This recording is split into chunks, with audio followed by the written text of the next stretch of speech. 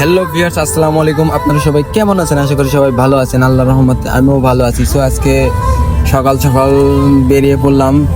বর্তমানে আছি গাজীপুরে। সো গাজীপুর থেকে যাচ্ছি নাটোরে।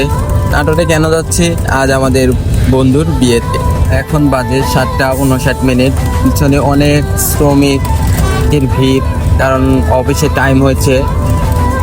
এদিকে আমার বন্ধু যে স্টাইল আর সেলফি নিয়ে ব্যস্ত, ফেসবুকে স্টোরি দেওয়ার জন্য।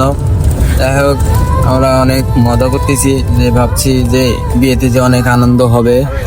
চলেন বাইরের দৃশ্যটা দেখাই। বাইরের দৃশ্যটা আমাকে অনেক ভালো লাগছে, তাই একটু ক্যামেরা বন্দি করে নিলাম।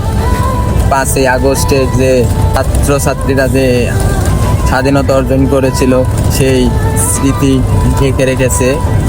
যাই হোক, আমরা মনের আনন্দে যাচ্ছি। বন্ধুকে বললাম কি অবস্থা, কেমন লাগছে?